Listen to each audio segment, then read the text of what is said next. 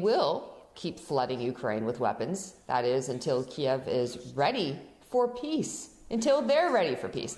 Given how angry Kiev gets at the mere thought of peace, you have to hope that really this is just one of those situations where Stoltenberg is kind of like the parent who gives the petulant toddler a toy wheel in the back seat of the car, just to make him think that he's actually driving. Because if they are actually in charge, I can't see how this is going to work out. Ukraine is taking a heightened interest in Africa, with the country's foreign minister announcing plans to deepen ties with the continent in an effort to counter Russian influence. We do not want to be a second Russia. Our strategy is not to replace Russia, but to liberate Africa from Russian rule. Dmitry Kuleba also accused Russia of feigning support for Africa, claiming Moscow's withdrawal from the Black Sea grain deal puts the African continent at risk. That's despite a mere 3% of those shipments reaching countries most at risk, including from famine, while the lion's share made its way to wealthier countries.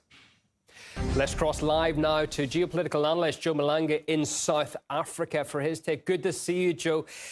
Just the tone of these remarks by the foreign minister, it almost as if he sees Africa as a geopolitical plaything, not really offering anything to the continent, but simply wanting to counter Russia. Is that condescending to Africa? Will that be seen as condescending by African leaders?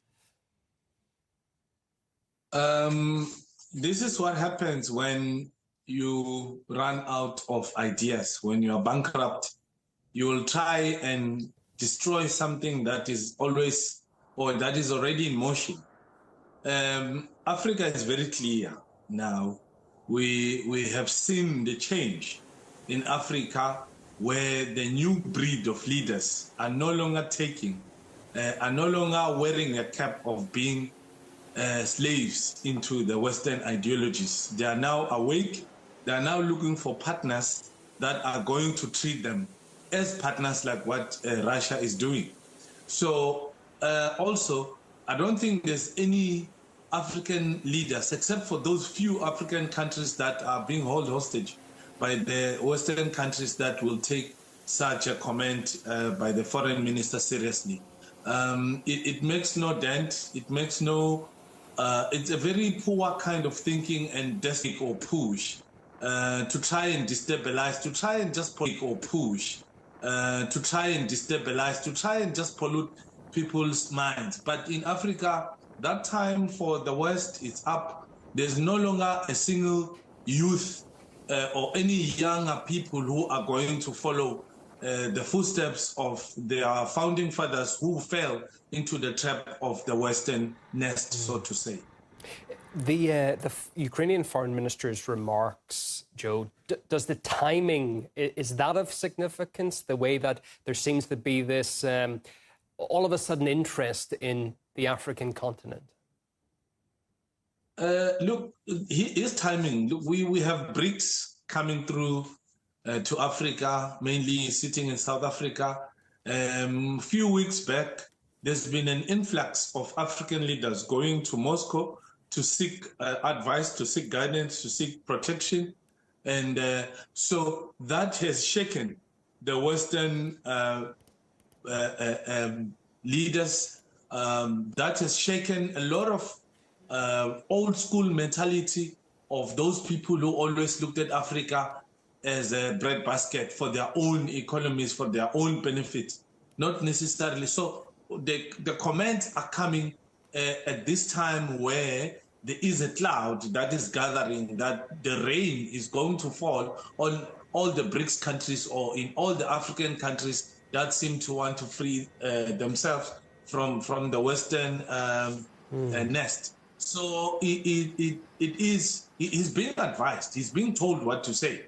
I wouldn't like to think that anyone in the Ukrainian administration are independent. They're being told, they're given a script by Washington or New York or Brussels in order to say whatever that the Western masters want them to say. So their timing it's basically a desperation of wanting to destabilize what Russia and China, Brazil, and all. Okay.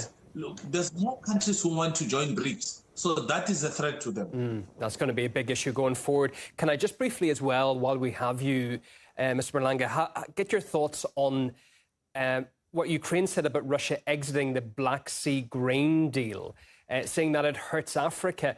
But when we look at the detail of that, which we have together before, the vast majority of that wheat went to wealthier countries, predominantly Europe, not to those nations who really, really needed it right then and there. So what kind of justifications does Ukraine have for saying that? Is this just playing politics rather than the actual reality of the thing? It is politics. It is politics at its best, because basically they are being told by the same people who are no longer getting those grains, because they were going to Europe in other wealthier countries, whereas Russia pledged to give the grains to Africa for free. So that did not sit well with the West. So basically now they're trying to, those few misinformed African leaders will take that serious. But those that understand how politics and the lies that have been told over and over and recycled by the Western countries and their own media houses. So nobody will want to take this seriously. We know very well what Russia is doing for Africa in terms of food security. We know very well what the president of Russia has agreed to assist the African countries. Hence, you see in most protests that you'll see in Africa, you'll see the Russian flag being raised there. Why? It's because the people understand that, firstly, Russia cares about them if they're going to pledge such imported things like the grains. Food security, it's one of the most important things in Africa at the moment. So nobody takes those guys seriously.